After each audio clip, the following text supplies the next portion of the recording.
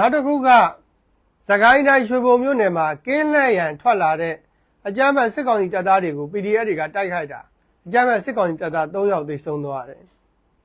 ။နောက်ပခုတ်ကူမြို့နယ်အနောက်မကြီးကံပြူစောတိရွာစခန်းကို PDF တွေကဝင်တိုက်တာအကြမ်းဖက်စစ်သား9ယောက်တောင်သေဆုံးသွားတယ်။နောက်တစ်ခုကပဲခူးလမ်းမမင်းလာပကမြင်ဒီနေ့ရတဲ့ရှင်မှာတက်ကြလာပါတယ်ကျွန်တော်တို့ရှင်နေဟာဆိုရင်နေ့စဉ်နေ့တိုင်းနဲ့တက်ကြတယ်အရင်တို့တဲ့ကောင်တွေကိုတင်ဆက်ပေးနေတာပါဒီနေ့ရှင်နေလေးကိုနေ့စကိုင်းလုပ်ပြီးဖိုက်ချင်နေကြတာပြင်နေကနေဒီခေါင်းလေးကိုနေ့တိုင်းတောင်းဆိုရှင်ပါတယ်ပြင်တိုင်းဖြူးမြို့နယ်ရန်ကုန်မန္တလေးလမ်းဟောင်းပေါ်မှာရှိတဲ့ဇေယဝတီမြို့ဘူတာယုံတကြားဆက်ယုံနဲ့စာကွန်ကိတ်တို့မှာတက်ဆွဲတတ်တဲ့အကြမ်းဖက်စစ်သားတွေကို PDF တွေကဝင်ရောက်တိုက်ခိုက်တာအကြမ်းဖက်စစ်ကောင်စီတပ်သား4ယောက်သေဆုံးပြီးတော့ကား2စီးကိုသိမ်းဆည်းရရှိနိုင်ခဲ့တယ်။နောက်ပဲခူးတိုင်းတဲကုန်းမြို့နယ်တက်ရွာမှာနေထိုင်တဲ့ပြူစောတိအေးကျော်မြစ်ကိုဖမ်းဆီးတဲ့အချိန်မှာတနက်လူပြီးခုခံထွက်ပြေးတဲ့အတွက်ကြောင့်အနောက်ကနေလိုက်ပစ်တာပြူစောတိအေးကျော်မြစ်သေဆုံးသွားတယ်။နောက်ပဲခူးတိုင်းတဲကုန်းမြို့မှာထွက်လာတဲ့အကြမ်းဖက်စစ်ကောင်စီတပ်သားတွေကို PDF တွေကမိုင်းဆွဲတိုက်ခိုက်တာအကြမ်းဖက်စစ်ကောင်စီတပ်သား3ယောက်သေဆုံးသွားတယ်။နောက်ပဲခူးတိုင်းပေါက်ခေါင်းနဲ့ပေါင်းတယ်မြို့နယ်မှာအကြမ်းဖက်စစ်ကောင်စီတပ်သားတွေကို PDF တွေကတိုက်ခိုက်တာအင်အား100ပါတဲ့အကြမ်းဖက်စစ်ကောင်စီ17ယောက်တောင်သေဆုံးသွားတယ်။အင်အား100ပါတဲ့အကြမ်းဖက်စစ်ကောင်စီတပ်သား17ယောက်တောင်သေဆုံးသွားတယ်။နောက်တစ်ခုကပဲခူးတိုင်းလက်ပံတန်းမြို့နယ်ပြူစောတိအေးမျိုးအောင်စစ်စေးရေးဂိတ်မှာခုခံထွက်ပြေးတဲ့အတွက်ကြောင့် PDF တွေကပြစ်ခတ်တာအကြမ်းဖက်ပြူစောတိအေးမျိုးအောင်သေဆုံးသွားတယ်။နောက်ရှမ်းပြည်နယ်ညောင်ရွှေမြို့နယ်ရေပူရွာနဲ့ဖရာတောင်ရွာကိုစစ်ကြောင်းထိုးနေတဲ့အကြမ်းဖက် PNO အဖွဲ့ကို PDF တွေကတိုက်ခိုက်တာ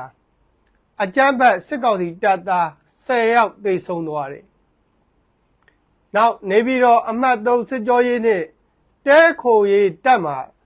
စစ်မှုထမ်းတပ်သားတဲ့နန်းဆောင်ကိုစစ်သားတယောက်ကကတ်ကြီးနဲ့ထိုးတက်လိုက်တယ်။စစ်မှုထမ်းတပ်သားတဲ့နန်းဆောင်ကိုအကြမ်းဖက်စစ်သားတယောက်ကကတ်ကြီးနဲ့ထိုးတက်လိုက်တယ်။နောက်ရန်ကုန်တိုင်းမော်ဘီမြို့နယ်လေတပ်စခန်းဌာနချုပ်ကိုအသေးခံဒရုန်းနဲ့ PDF တွေကတိုက်ခိုက်တာစစ်ဗိုလ်မိုးဝေကျော်အပါဝင်အကြမ်းဖက်စစ်သား2ယောက်သေဆုံးသွားတယ်။နောက်တနင်္လာရီတိုင်းထဝယ်ခရိုင်ထိုင်းမြန်မာနယ်စပ်မှာရှိတဲ့ point 2566 2566စစ်တပ်စခန်းကို KNL နဲ့ PDF တွေကသိမ်းပိုက်ရရှိခဲ့တယ်။နောက်တစ်ခုကစစ်ကောင်စီကတပ်မ69တပ်မမှုဗိုလ်မှူးချုပ်တင်မောင်ကျော်နဲ့တပ်မ33တပ်မမှုဗိုလ်မှူးချုပ်ကျော်ဆက်မြင့်တို့ကိုစစ်ရှုံးမှုနဲ့ဖမ်းဆီးလိုက်တယ်။ဟောအခုရခိုင်ပြည်နယ်မှာစစ်ရှုံးမှုနဲ့တပ်မ69ဗိုလ်မှူးချုပ်တင်မောင်ကျော်နဲ့တပ်မ33တပ်မမှုဗိုလ်မှူးချုပ်ကျော်ဆက်မြင့်တို့ကိုစစ်ရှုံးရမလားဆိုပြီးဖမ်းဆီးလိုက်တယ်။အေးတာပဲ။ဟောစစ်ရှုံးလို့ဖမ်းဆီးတာတဲ့။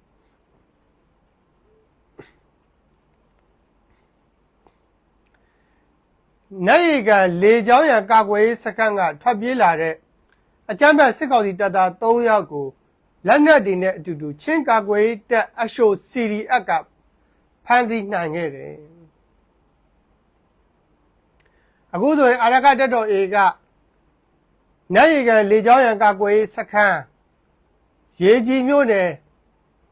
အမှတ်344အမြောက်တပ်ကြောက်ဖြူအမှတ်32ရဲကင်းနော်တကယ်တပ်စခန်းကြီး3ခုကို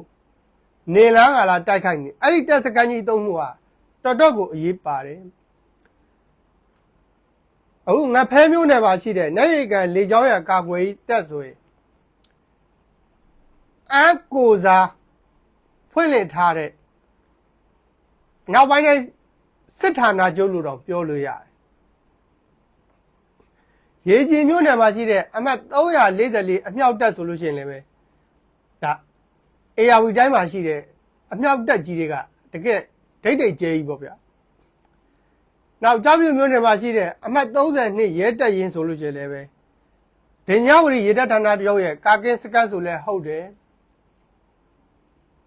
တရုတ်စီမံကိန်းကြီးရဲ့ကာကင်းစခန်းဆိုလည်းဟုတ်တယ်ပေါ့နော်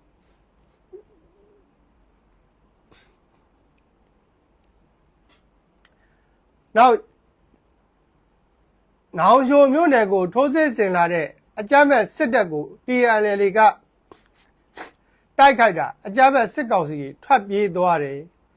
ဒါကြောင့်ကံကြီးရွာကစခန်းကို TNL ကပြန်လဲသိမ်းပိုက်ရရှိခဲ့တယ်ဟောအကြမ်းမဲ့စစ်တပ်ကို TNL ကတိုက်ခိုက်တာအကြမ်းမဲ့စစ်သားတွေထွက်ပြေးတဲ့အတွက်ကြောင့်ကံကြီးရွာကစစ်ကောင်စီရဲ့စခန်းကို TNL ကပြန်လဲပြီးတော့သိမ်းပိုက်နိုင်ခဲ့တယ်နောက်တစ်ခုကပဲခူးတိုင်းကျိုးပေကောက်မြို့နယ်လူငယ်တွေကိုပေါ်တာဆွဲဖမ်းဆီးနေတဲ့ဘော်ဒီကုန်းရွာလက်နက်ကန်အုပ်ချုပ်ရေးမှူးမောင်ငိမ့်ကိုပြစ်ခတ်တိုက်ခိုက်တာမောင်ငိမ့်တေဆုံးသွားတဲ့အပြင်ကိုပါလက်ပစ်ပုံနှလုံးကိုလည်း PDF ကသိသိနိုင်ခဲ့တယ်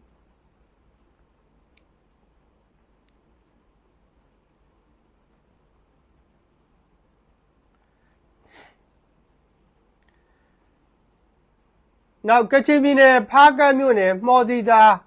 ကြောက်စိမ့်လောက်ွက်တစ်ခုမှာစုစည်းနေတဲ့အကြမ်းဖက်စစ်ကောင်စီတပ်ကို KIA ကကြားညက်ပြီးတိုက်ခိုက်တာစစ်ကောင်စီဘက်က20ထပ်မင်းနဲ့တော့သိဆိုးသွားတယ်အများကြီးပဲနော်20ထပ်မင်းနဲ့သိဆိုးသွားတယ်အကြမ်းဖက်စစ်ကောင်စီတပ်ကစစ်မှုထမ်းအပတ်စဉ်17တင်နန်းစင်းတပ်သားတွေကိုမကွေးရခိုင်စကိုင်းကရင်နီအပါဝေရှေ့တန်းစစ်မျက်နှာတွေကိုအခုပို့ထားတယ်ဟောဒါစစ်မှုထမ်း17တပ်သားတစ်တွေကိုနော်အခုအရှေ့တန်းကိုပို့ထားတယ်မကွေးရခိုင်စကိုင်းကရင်နီနေရာအနှံ့များကိုပို့ထားတယ်ဖုန်းတွေကိုသိသိထားပြီးတော့မိသားစုတွေနဲ့အဆက်အသွယ်ဖြတ်တောက်ထားတယ်နောက်ရန်ကုန်မြို့မရန်ကုန်မြို့နယ်စစ်ကောင်စီလက်အောက်ခံအထွေထွေအုပ်ချုပ်ရေးမှူးဦးစီးဌာနမှာနော်ထွေအုပ်ဝန်ထမ်းအချင်းချင်းဓာတ်နဲ့ထိုးတက်မှုဖြစ်ပွားခဲ့တယ်ထွေအုပ်ဝန်ထမ်းဖြစ်တဲ့ဥအောင်မြင့်မြတ်သိဆုံးသွားတယ်နော်ထွေအုပ်ဝန်ထမ်းအချင်းချင်းဓာတ်နဲ့ထိုးတက်တာထွေအုပ်ဝန်ထမ်းဥအောင်မြင့်မြတ်ဟာသိဆုံးသွားတယ်နောက်တစ်ခုကစီဆိုင်မြို့နယ်မှာရှိတဲ့ဒေသခံ6000ခန့်ကိုစစ်ကောင်စီရဲ့မဟာမိတ်လက်အောက်ခံပုတ်အုပ်ပြည်သူစစ်တွေကကျေးရွာကနေနှင်ထုတ်တယ်။ရှမ်းပြည်နယ်တောင်ပိုင်းစီဆိုင်မြို့နယ်နောင်ကျော်ကျေးရွာအုပ်စုနဲ့တောင်ရှိကျေးရွာအုပ်စုကပြည်သူပေါင်း6000ကျော်ကိုအကြမ်းဖက်စစ်ကောင်စီလက်အောက်ကပုတ်အုပ်ပြည်သူစစ် PNOPIA ကနော်ဇွန်လ15ရက်နေ့နောက်ဆုံးထားပြီးတော့ရွှေ့ပြောင်းပေးရမယ်နော်ရွှေ့ပြောင်းပေးရမယ်အဲ့ဒီပြည်သူပေါင်း6000ခန့်ကိုပြောင်းကျင်တဲ့နေရာပြောင်းလို့မရဘူးတဲ့သူတို့ပြောင်းခိုင်းတဲ့နေရာကိုပဲပြောင်းရမယ်ဖယားဘူးကျွေးရမွေတော်ကတ်ကူဖယားဝန်းအတွင်းကိုဟောမွေတော်ကတ်ကူဖယားဆိုတာရှေးဟောင်းအမွေနှစ်တွေပေါ့နော်အဲ့ဒီမွေတော်ကတ်ကူဖယားအဝဲအတွင်းကိုရွှေ့ပြောင်းပေးရမယ်တခြားနေရာကိုပြောင်းလို့မရဘူးနော်